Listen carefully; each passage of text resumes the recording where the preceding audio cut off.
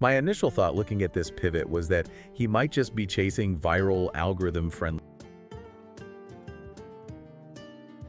Imagine building a $100 million media empire by just, actively insulting your critics. Right. Like flat out refusing to apologize during these massive PR crises and basically completely ignoring the standard corporate playbook. Yeah, it's wild. I mean, in any traditional business class, that is a recipe for just catastrophic bankruptcy. Exactly. You are taught to perfectly manicure the corporate lawn, Yeah. right? You wear the suit. Yeah. You hire the crisis management team. You issue that carefully crafted Notes app apology. Well, yeah, the classic Notes app apology. Right, and you just try to keep the public smiling. Because the traditional model, it demands this highly sanitized environment. It treats brand safety as a binary metric, Oh.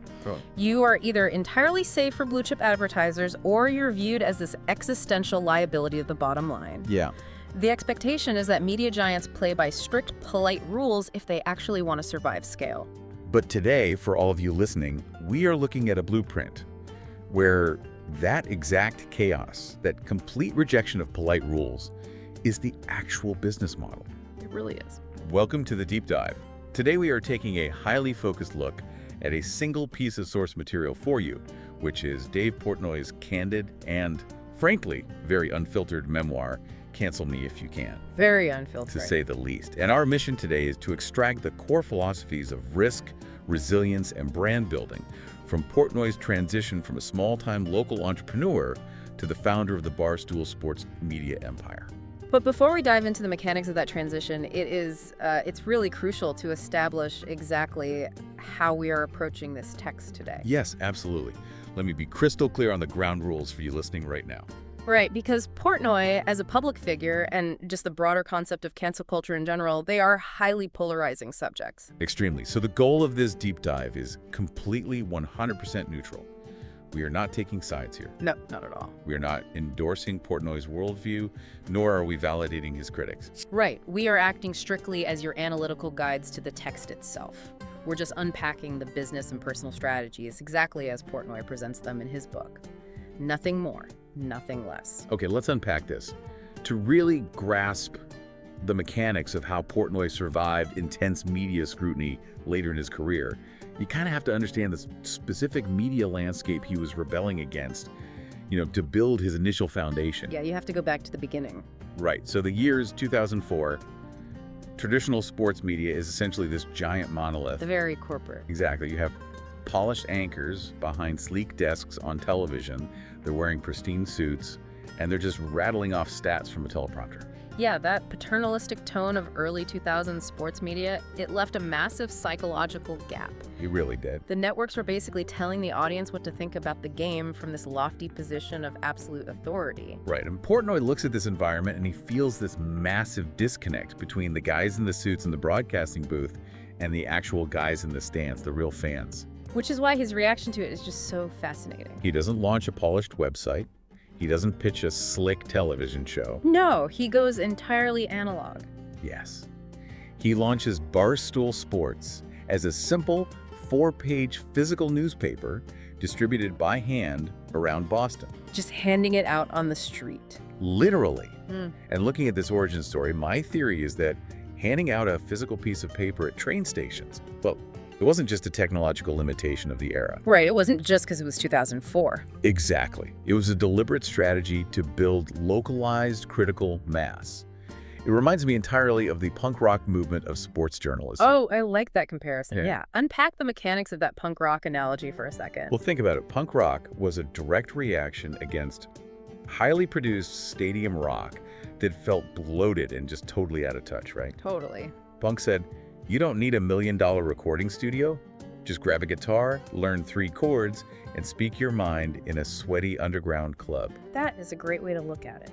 So Portnoy essentially traded high production value and corporate polish for gritty, ground-level authenticity. Yeah, he's standing on the pavement, literally handing his unfiltered thoughts directly to commuters. Exactly.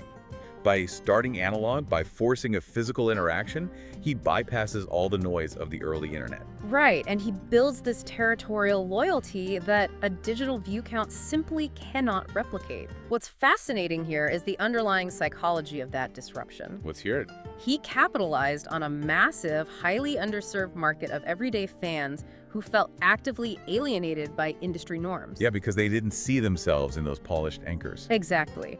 When you physically hand someone a paper written in their own vernacular, you shift the dynamic from presentational to conversational. Like you're just chatting at a bar. Right.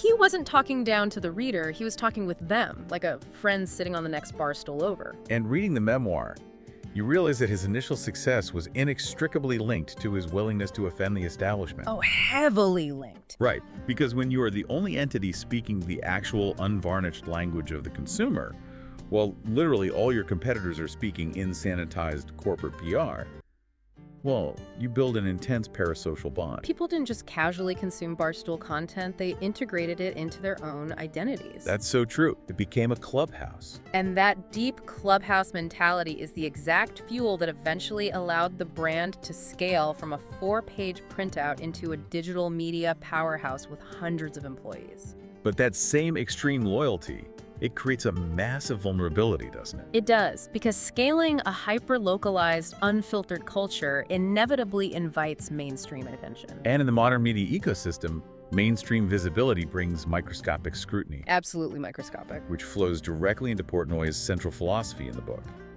As the brand scaled into a massive digital entity, he faced immense pressure to conform. Sure, to sand down the rough edges that built the clubhouse in the first place. Right, but his core ethos, which he repeats constantly throughout the book, is betting on himself.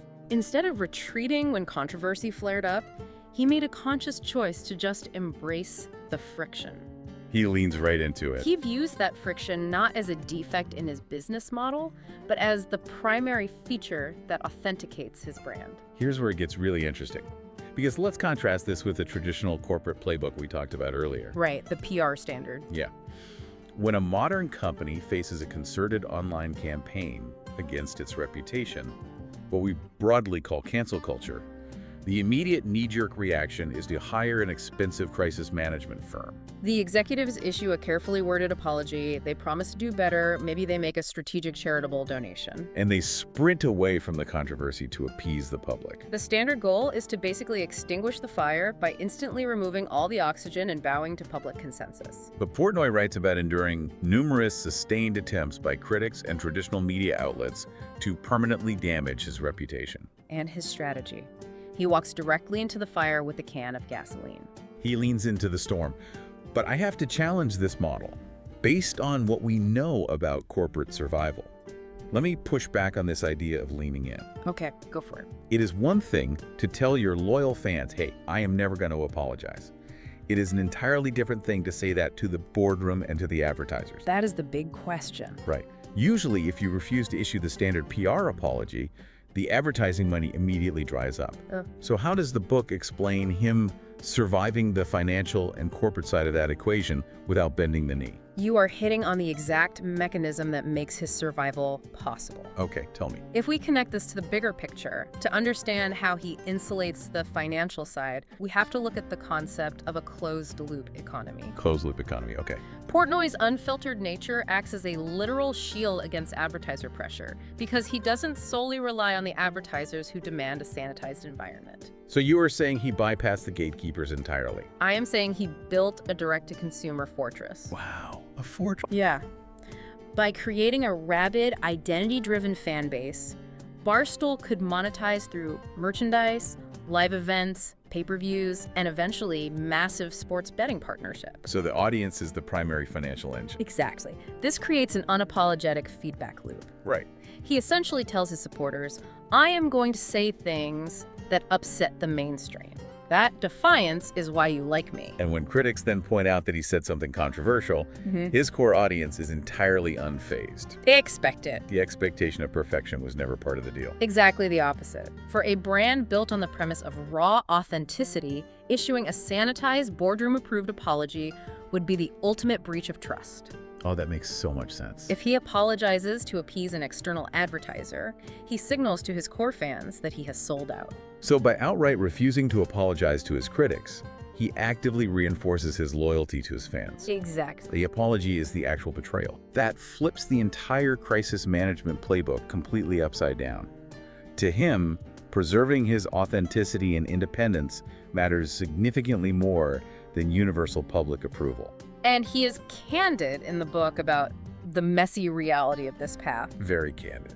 He acknowledges that this survival tactic required incredible stamina, timing, a lot of sheer luck, and he openly admits to making numerous mistakes along the way. It wasn't a pristine, heroic journey. Not at all. It is a deeply chaotic process. Yeah. The psychological resilience required to face constant, organized online judgment without breaking character is staggering. Most executives, and really most corporate structures, simply are not built to withstand that level of sustained public stress. No, they would crumble. But because he insulated himself inside that direct-to-consumer fortress, he built a fan base that trusted him implicitly. And that absolute trust allowed him to do something that is notoriously difficult in any sector of business. Which is extreme diversification. Yes. He successfully pivoted from purely sports media into highly unexpected, incredibly diverse ventures without his audience blinking an eye.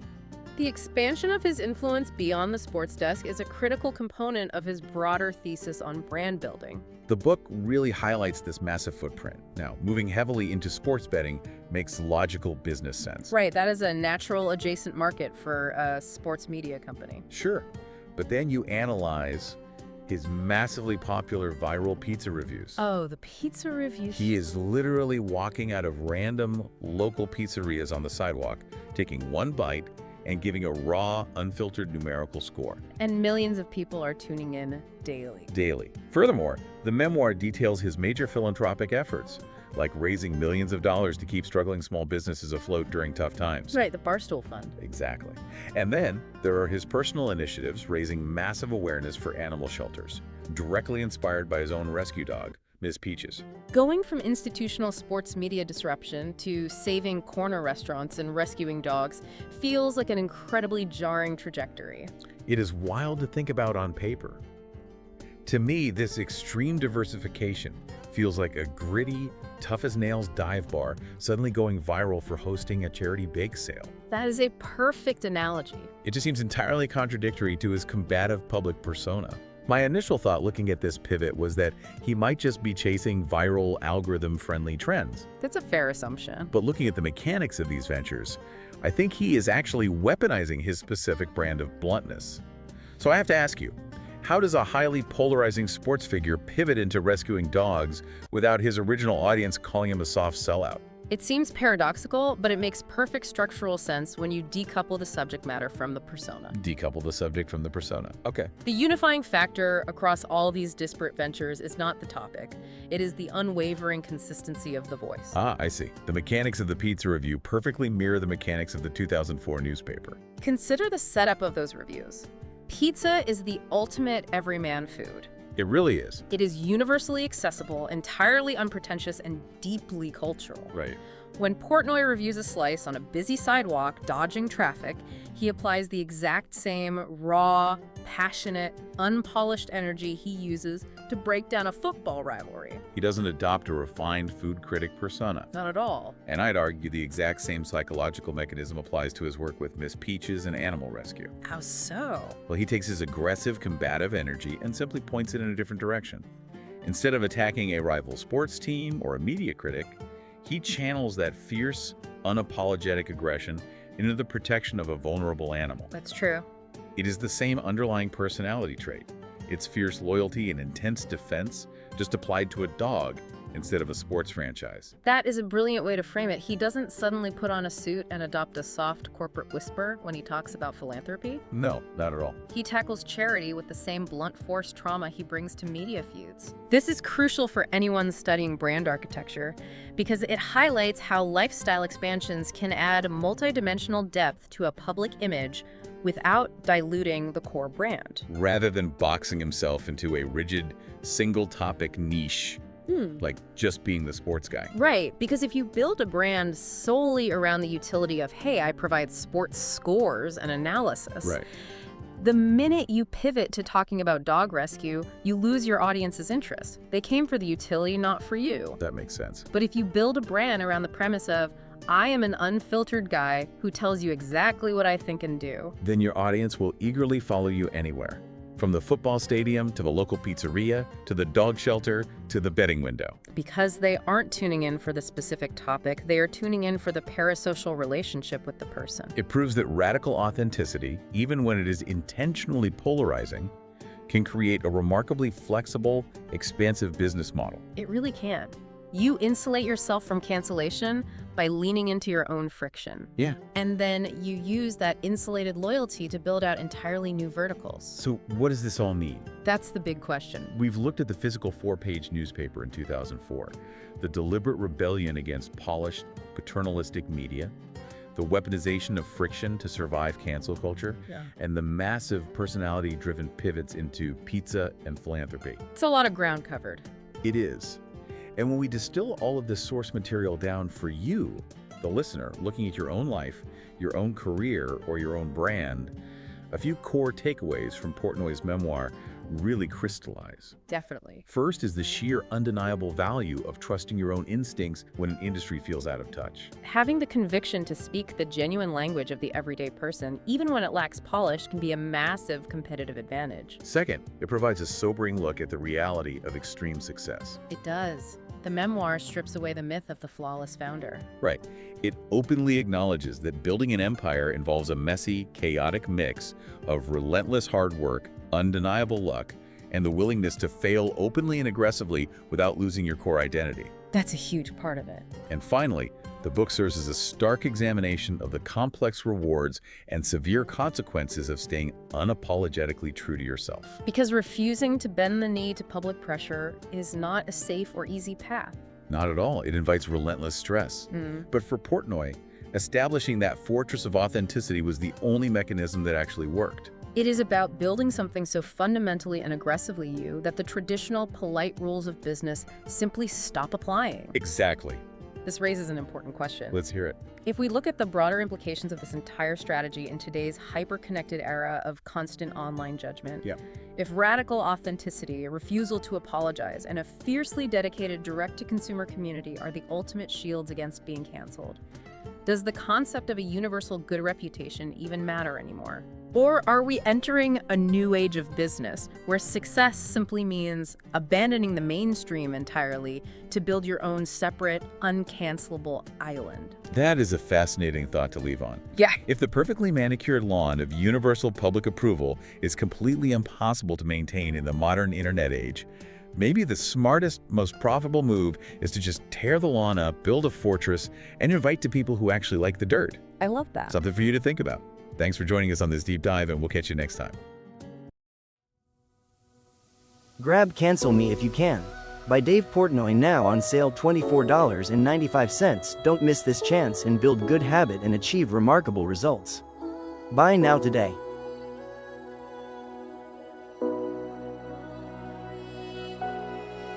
Like and subscribe for more Bookhaven podcasts.